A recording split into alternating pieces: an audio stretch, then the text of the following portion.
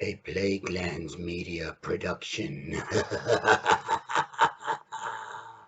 Hey everyone, this is Hugh from Plaguelands Media bringing you another book review. We are going back into XMan, the complete epic Onslaught with Volume 3. This one collecting X-Men 55, Uncanny X-Men 336, Cable 35, X-Force 58, X-Man 19, Incredible Hulk 445, Iron Man 332, Avengers 402, Thor 502, and Wolverine 105.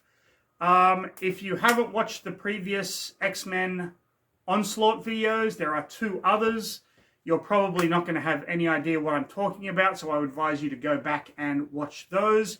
But if you want to continue with the story of Onslaught, well, buckle up. Listen to the cat. Exactly. And the next episode is coming up of...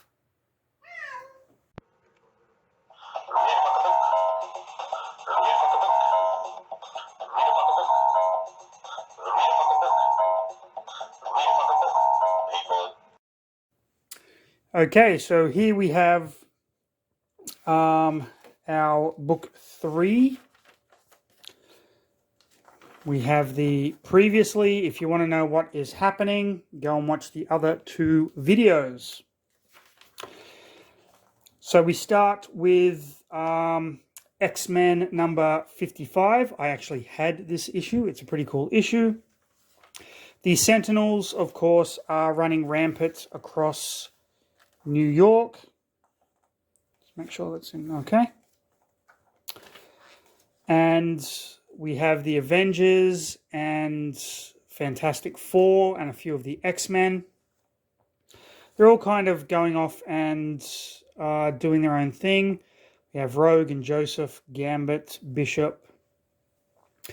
Gambit's getting a little annoyed that Rogue and Joseph are getting so close together.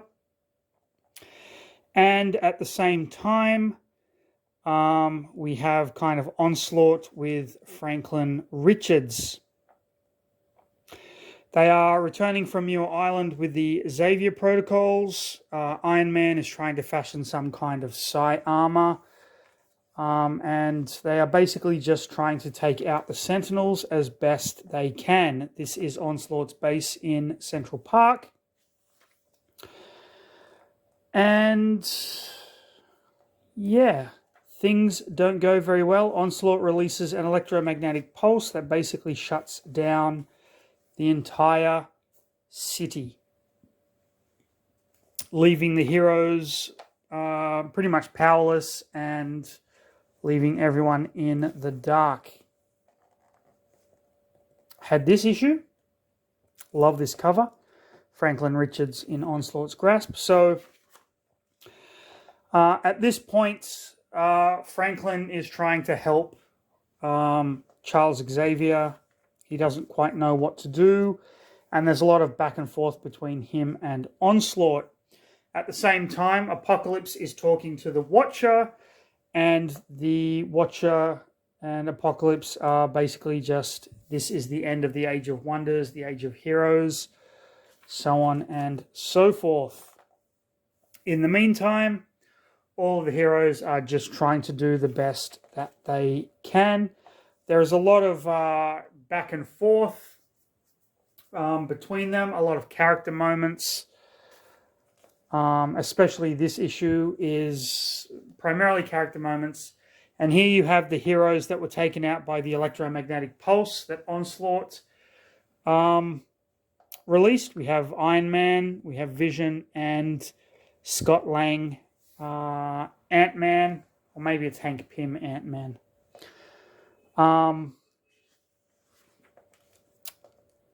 Charles Xavier and Franklin are trying to kind of concoct a plan to take out Onslaught. So they basically attack him. The mutants attack him, and they manage to get Charles Xavier out of this shell that Onslaught has created for himself. And in doing so, there's a lot of people beeping outside for some fucking reason, idiots. In doing so, they've kind of freed Onslaught. We now have Cable and Sue Storm are trying to come up with a plan to rescue Franklin. As you can see here, Cable's techno-organic virus is kind of running rampant, almost consuming him. And Apocalypse comes and offers them help. And of course, Cable is going to say no to this. For those of you that don't know the character of Cable, Cable is the son of Cyclops and Jean Grey, who was infected with a techno-organic virus and so sent into the future to save his life. But that future is one where Apocalypse rules everything. So naturally, Cable is a little pissed off at Apocalypse and comes back to the past to kill him. But now Apocalypse basically says, I can help you. Oh, delicious. Sorry, I'm drinking some Jack Daniels. Apocalypse says, I can come back from the past to... I've come back to help you. And while Cable is hesitant, Sue is like, that's my son. We've got to get him back. So they ultimately agree. And kind of go into the astral plane a bit to scout things out. And they take on Onslaught. And ultimately, after kind of some fierce battle, because Apocalypse's goal is not to rescue Franklin, but to kill him.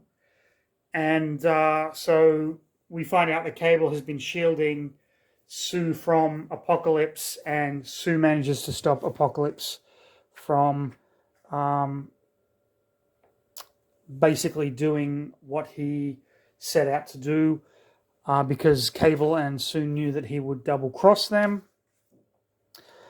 And some fantastic character art in these issues here. But now Franklin knows that they're fighting for him. He's got hope, and he is going to try and fight back. Okay, now we go to X-Force. Now, if you remember from the last video, if you haven't watched the last video, go watch the last video. This is not going to make any fucking sense.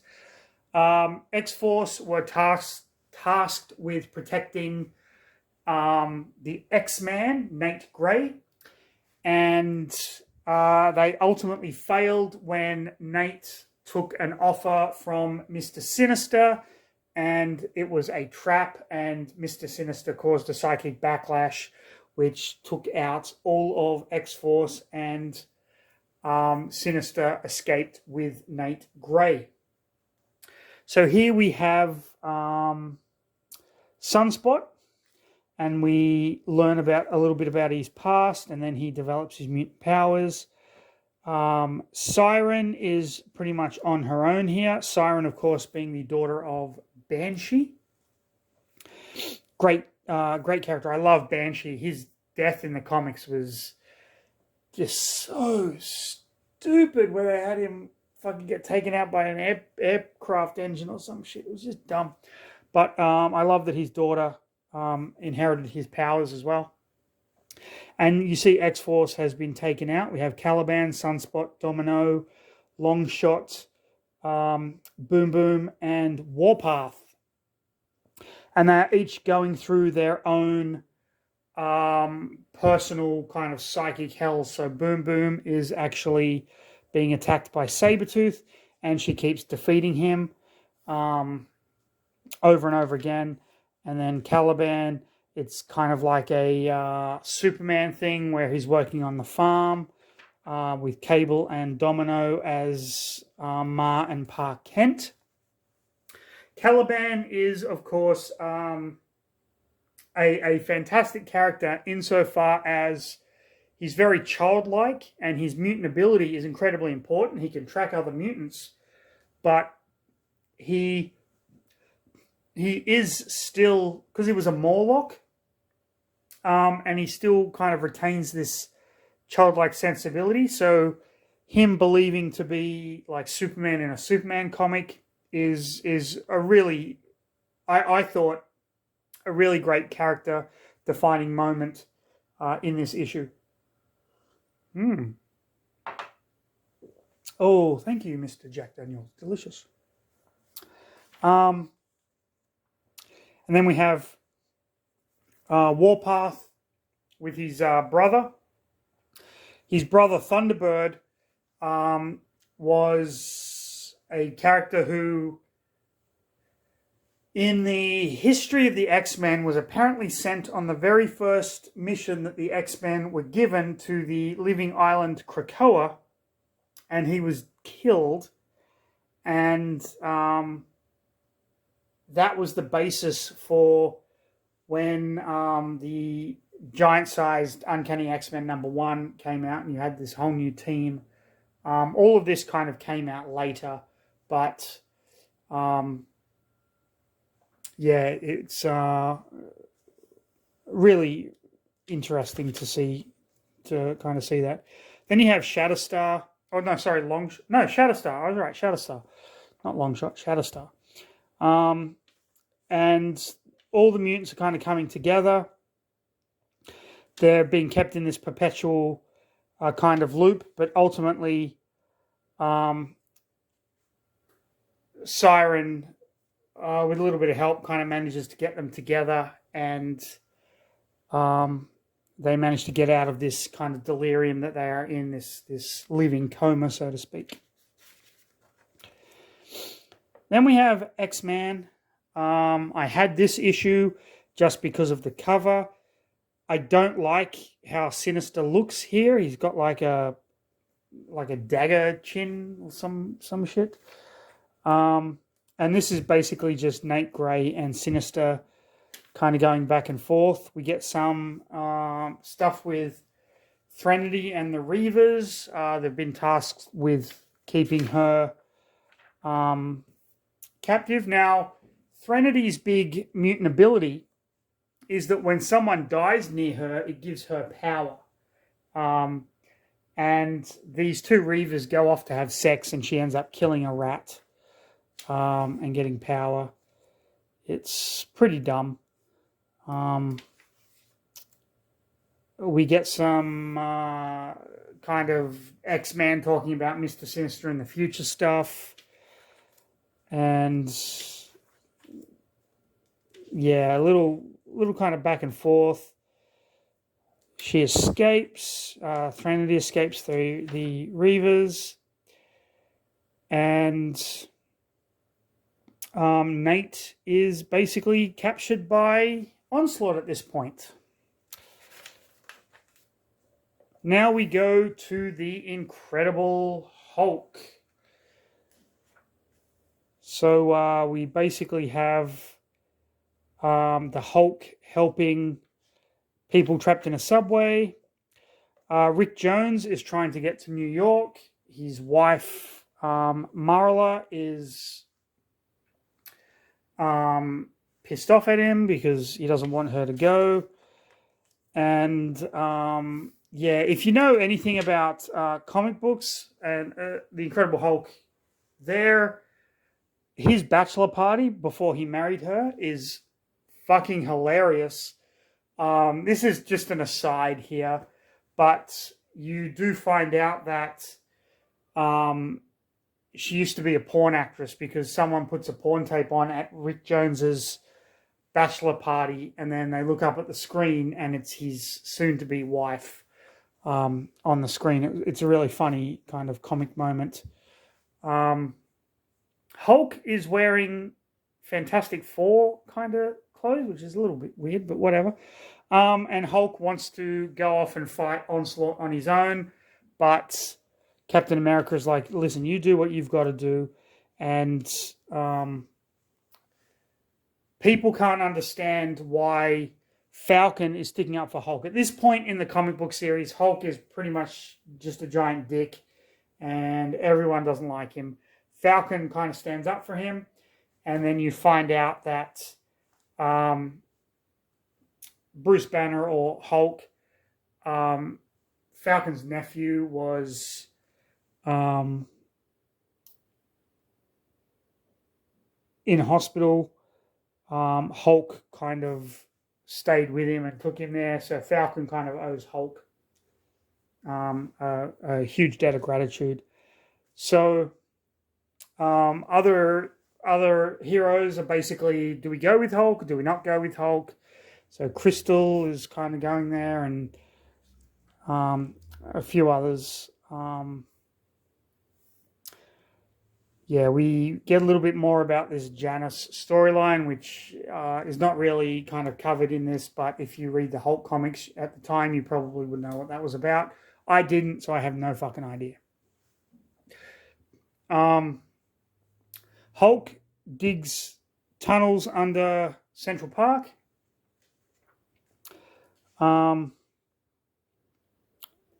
Bursts up to take on Onslaught. Ultimately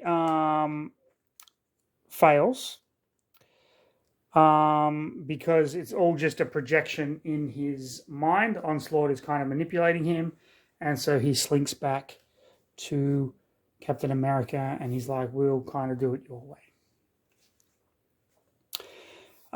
Here's where we get Iron Man, which is the young Tony Stark from an alternate future, and not the Tony Stark that we all know and love.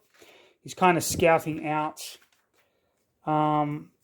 where the Sentinels are. They can't really, they don't really see him as a threat because he's just a regular human, because his armor and whatnot isn't working. So they go back down into the sewers. We have kind of Black Panther and Quicksilver and Giant Man and all those good guys. They burst out, Giant Man, of course, fighting a Sentinel there. The whole point of this mission is basically information and to get equipment and whatnot to build the psi armor that Xavier had in his mutant protocols back in the last volume. Giant Man gets taken out but saved by Quicksilver. The Sentinels kind of go crazy, as you would expect Sentinels to do, and ultimately Iron Man is successful in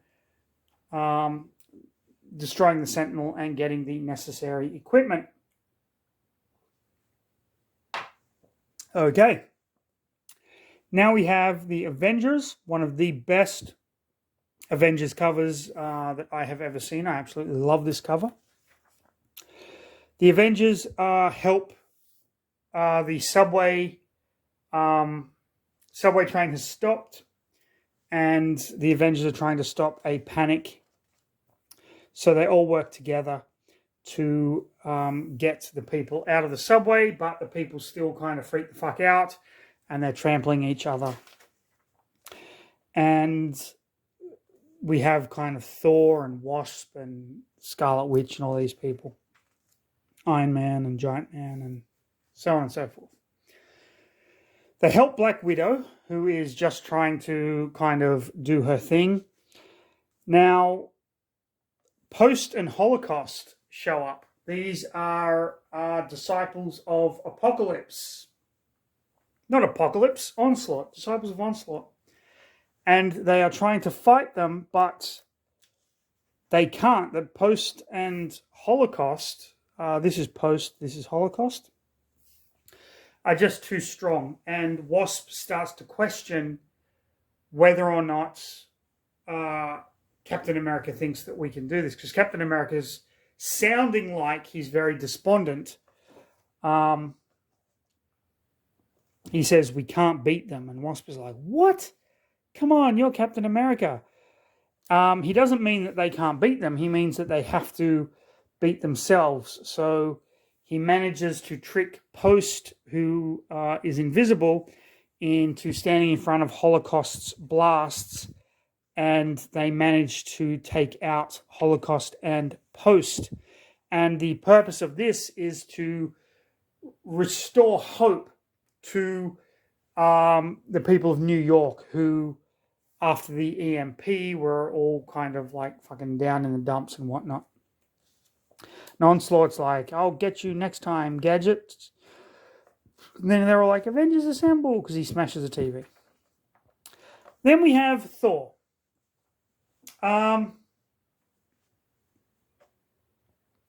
This issue is shit. I'm just going to say it. They've retreated out of New York to Jersey Shore. Thor goes into how he discovered his Thor powers when he was Donald Blake, who was a doctor. Now, what's really interesting about this is, like, this came out way, way, way before the comic, which I believe was last year. So if you don't know Thor history, Donald Blake was a doctor. He was lame in one leg. He was in love with his nurse, Jane Foster. And they went hiking. He found a cave and it had a walking stick in it, and he smashed it on the ground, and it gave him the powers of Thor. And it turns out that Donald Blake was Thor all along, and Odin put him on Earth to teach him humility, blah, blah, blah, blah, blah. There is a comic that whenever Donald Blake became Thor, the Donald Blake persona went into this kind of like alternate reality, and he ultimately went crazy in there, and then Thor got trapped in there and Donald Blake came out. It's an absolutely fascinating story that I haven't read. I've only watched some videos on it. But I love this idea that Donald Blake was an actual like persona that I don't know. It's just, it's like almost like a schizophrenic Thor comic, which sounds really interesting to me. So we get all this backstory. And then we get kind of Odin when he went mad and he was ending up in the alley. And this is just a whole kind of backstory on Thor comic. Fighting the frost giants. Odin gets pissed off with him. There's a ton of frogs, which is a reference to when there was the Thor frog, or the frog with the powers of Thor, or Throg, or whatever you want to call him.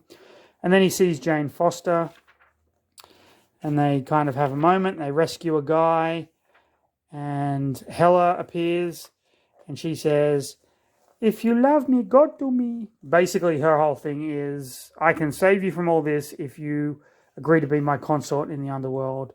You'll live forever. And Thor's like, fuck off, bitch. And that's it. Like, that's the whole fucking story. It's so boring. I don't know why it was included. Then we get Wolverine. Wolverine getting like the Rambo shower thing.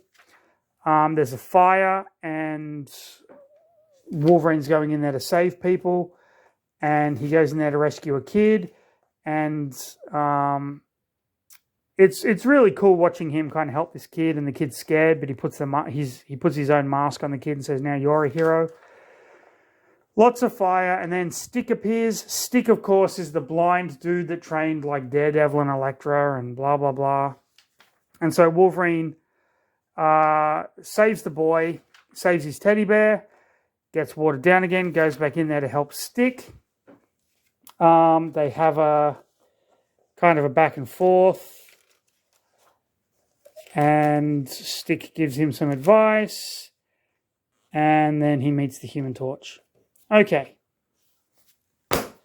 What did we learn from XMen Onslaught, the Complete Epic, Volume 3? Pretty much fucking nothing. I did not enjoy this graphic novel at all. There were a few good moments, but ultimately it was just people fighting the Sentinels and then people having existential crises. Very little X-Men stuff in here, and the stuff that was in here, while important, was kind of overshadowed by the lackluster stories of, for example, the Wolverine issue, the Thor issue, I think the Avengers issue where Captain America and the Avengers take out Post and Holocaust was pretty good. But all in all, probably the weakest of the graphic novels in this series. Okay, Volume 4 will be coming up very shortly, so please stay tuned for that. Follow us, like us, subscribe, comment. Until then, stay safe. I'll see you in the next one. Oh, and read a fucking book, people. Come on.